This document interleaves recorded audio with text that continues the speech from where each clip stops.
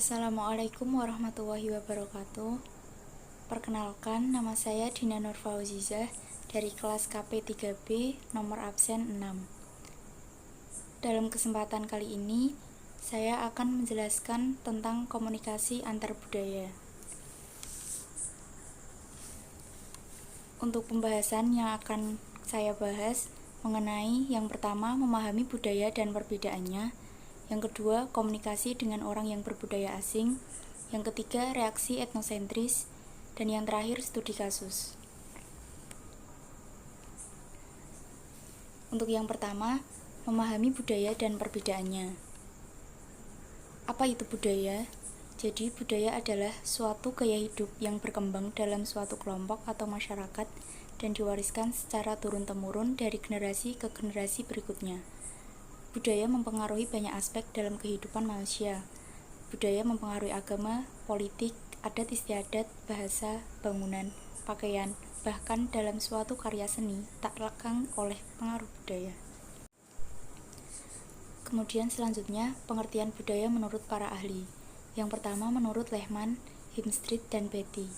Budaya sebagai sekumpulan pengalaman hidup yang ada dalam masyarakat mereka sendiri. Selanjutnya menurut Hofstede, budaya diartikan sebagai pemrograman kolektif atas pikiran yang membedakan anggota-anggota suatu kategori orang dari kategori lainnya. Selanjutnya menurut Michel, budaya merupakan seperangkat nilai-nilai inti, kepercayaan, standar, pengetahuan, moral, hukum, dan perilaku yang disampaikan oleh individu-individu masyarakat yang menentukan bagaimana seseorang bertindak, berperasaan, dan memandang dirinya serta orang lain. Selanjutnya ada komponen budaya. Yang pertama itu menurut Lehman, Himstreet, dan Beatty. Beberapa komponen budaya yang utama yaitu nilai, norma, simbol, bahasa, dan pengetahuan. Selanjutnya menurut Michel, komponen budaya itu mencakup bahasa, kepercayaan atau keyakinan, sopan santun, adat istiadat, pendidikan, humor, organisasi sosial, dan kemudian menurut Kateora, budaya memiliki beberapa elemen, yaitu budaya material, organisasi sosial dan pendidikan, sistem kepercayaan atau keyakinan, estetika, dan bahasa. Untuk selanjutnya mengenai tingkatan budaya. Menurut Murphy dan Hildebrand, dalam dunia praktis terdapat 3 tingkatan budaya, yaitu formal, informal, dan teknis. Untuk formal, itu budaya pada tingkatan formal merupakan sebuah tradisi atau kebiasaan yang dilakukan oleh suatu masyarakat yang turun-temurun dari satu generasi ke generasi berikutnya, dan hal itu bersifat formal atau resmi. Dalam dunia pendidikan, tata bahasa Indonesia adalah termasuk budaya tingkat formal yang mempunyai suatu aturan yang bersifat formal dan terstruktur dari dulu hingga sekarang. Yang kedua, informal.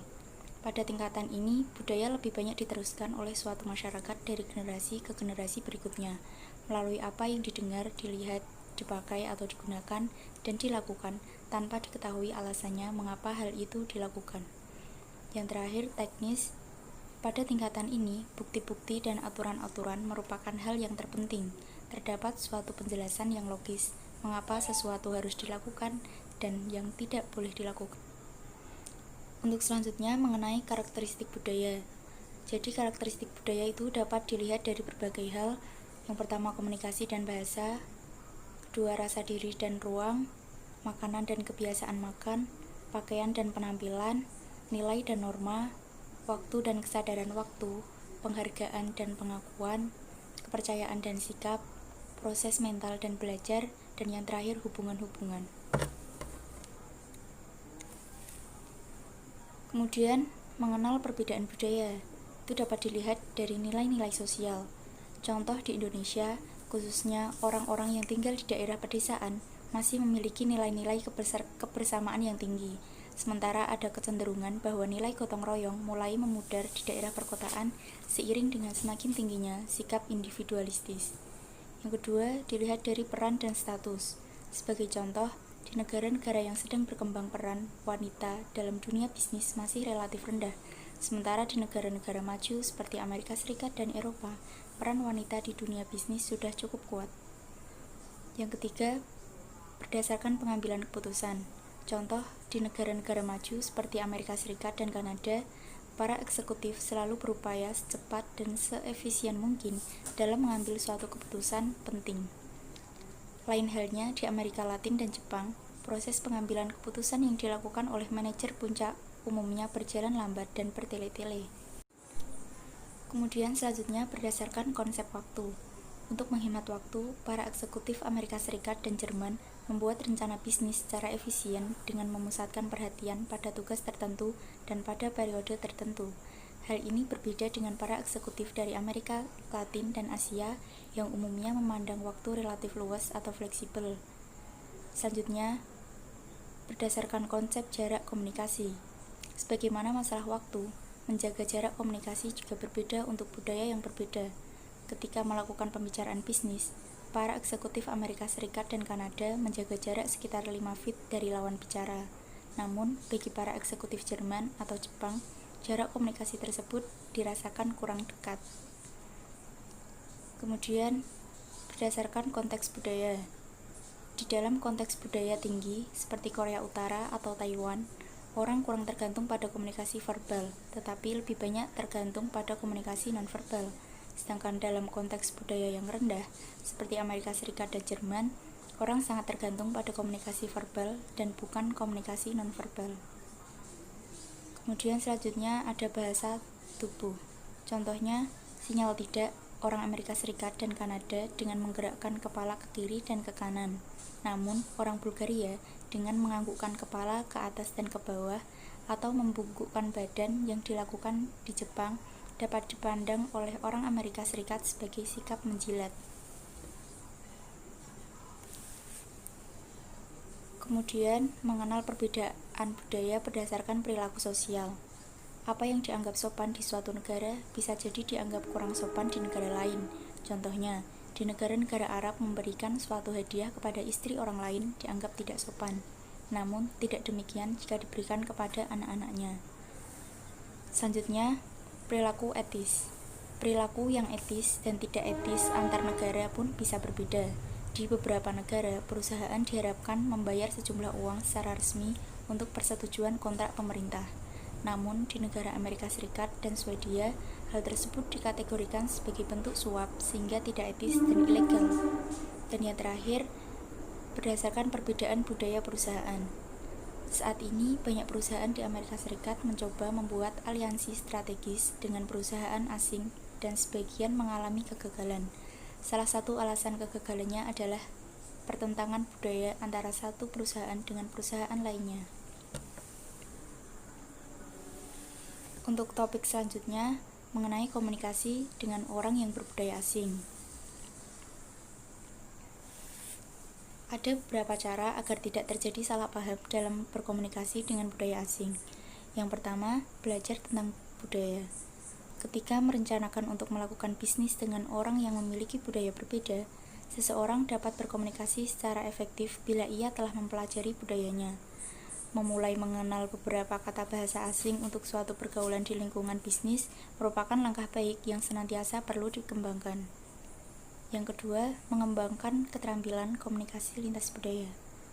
Mempelajari apa yang dapat dilakukan oleh seseorang tentang budaya tertentu sebenarnya merupakan suatu cara yang baik untuk menemukan bagaimana mengirim dan menerima pesan-pesan lintas budaya secara efektif.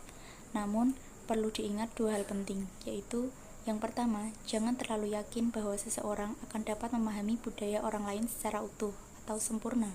Kedua, jangan mudah terbawa kepada pola generalisasi terhadap perilaku seseorang dari budaya yang berbeda. Dan yang ketiga, negosiasi lintas budaya. Orang yang berasal dari budaya yang berbeda seringkali mempunyai pendekatan negosiasi yang juga berbeda. Tingkat toleransi untuk suatu ketidaksetujuan pun bervariasi. Contohnya, negosiator dari Amerika Serikat cenderung relatif impersonal dalam melakukan negosiasi. Untuk topik selanjutnya, mengenai reaksi etnosentris. Apa itu etnosentris? Jadi, etnosentris atau etnosentrik merupakan kecenderungan untuk menilai kelompok lain dengan standar, perilaku, dan adat atau kebiasaan dalam kelompoknya. serta melihat kelompok lain lebih rendah dibandingkan kelompoknya sendiri. Seseorang cenderung melihat kelompoknya sendiri, negeri sendiri, dan budaya sendiri yang paling baik dan paling bermoral. Dalam komunikasi dengan budaya lain, etnosentris seringkali muncul dan menimbulkan masalah tersendiri. Lebih dari itu, etnosentris ini dapat menjadi akar permasalahan realisme. Ada beberapa cara untuk menghindari reaksi etnosentris. Yang pertama itu menerapkan asas kesamaan. Tidak ada hubungan yang interior dan tidak ada hubungan budaya yang lebih superior. Selain itu, tidak ada budaya yang salah dan tidak ada budaya yang paling benar. Yang kedua, dengan menerapkan kaidah emas. Yang dimaksud kaidah emas yaitu memperlakukan orang lain seperti kita ingin diperlakukan oleh mereka. Cara ini menggunakan nilai kelompoknya sebagai dasar perilakunya terhadap orang lain. Dan yang ketiga, dengan menerapkan kaidah timah. Kaidah timah menyatakan bahwa seseorang harus memperlakukan orang lain sebagaimana mereka pantas memperlakukan diri mereka sendiri. Cara ini berbeda dengan cara emas, karena untuk memperlakukan orang lain dengan menggunakan nilai orang lain tersebut. Kemudian selanjutnya, ada beberapa cara untuk menghadapi reaksi etnosentris. Yang pertama, bersikap terbuka. Yang kedua, berpikir positif, memahami, mengakui, dan menerima adanya perbedaan. Jangan membuat asumsi dini. Hindari sikap menghakimi, memandang perbedaan sebagai kekayaan, dan yang terakhir, bangun kerjasama dan komunikasi dengan individu dan budaya lain. Untuk yang terakhir, akan membahas tentang studi kasus. Jadi, studi kasus yang diambil ada pada PT Ciptana. PT Ciptana adalah perusahaan pengrajin kayu yang didirikan oleh Bapak Sudarsono Candrawijaya pada tahun 1993. Perusahaan ini terletak di Demak, Jawa Tengah. PT Ciptana bergerak di bidang wood processing dengan produk-produk mencakup sandtimber, veneer, dan kayu lapis. PT Ciptana memiliki prinsip bahwa mereka selalu menjunjung tinggi komitmen, kejujuran, integritas, serta konsistensi dalam memberikan pelayanan yang terbaik bagi para pelanggan. Konfliknya yaitu pada suatu ketika, Direktur PT Ciptana yang memiliki latar belakang orang Jawa Tengah akan bekerja sama dengan orang Medan. Saat rapat di ruangan negosiasi, Direktur, manajemen, dan calon investor orang Batak ini saling berkomunikasi. Namun, dilihat dari logat bicara orang Batak yang temperamen dan cenderung keras, maka Direktur pemilik perusahaan kayu tersebut merasa tidak nyaman, dan akhirnya kerjasama ini tidak dapat dilanjutkan lagi. Analisis kasusnya, dari contoh kasus tersebut dapat dilihat bahwa dalam sebuah komunikasi lintas budaya terjadi sebuah gangguan yang dapat berakibat fatal. Sebenarnya, tata bahasa yang dilakukan oleh orang Batak tersebut biasa saja menurut mereka. Namun, untuk direktur pemilik perusahaan yaitu orang Jawa Tengah yang kebanyakan halus tutur katanya, bahasa orang Batak tersebut dianggap kasar dan terlalu emosional. Hal tersebut sangat dipengaruhi adanya perbedaan antara kultur atau budaya pada suatu daerah tertentu. Berdasarkan kasus tersebut, dapat dilakukan beberapa cara untuk mengurangi berbagai masalah komunikasi dalam berbisnis. Antara lain, yang pertama, menciptakan iklim komunikasi yang terbuka, yaitu campuran dari nilai, tradisi, dan kebiasaan, sehingga mendorong keterus-terangan dan kejujuran. Yang kedua, memahami kesulitan komunikasi antar budaya dengan memahami latar belakang, pengetahuan, kepribadian, dan persepsi antar budaya akan membantu mengatasi hambatan komunikasi yang terjadi karena perbedaan budaya.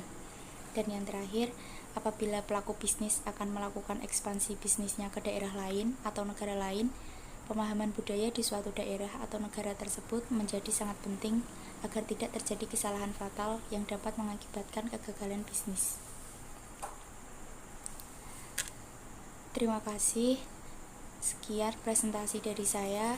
Mohon maaf apabila ada kesalahan. Wabillahi taufiq wal hidayah. Wassalamualaikum warahmatullahi wabarakatuh.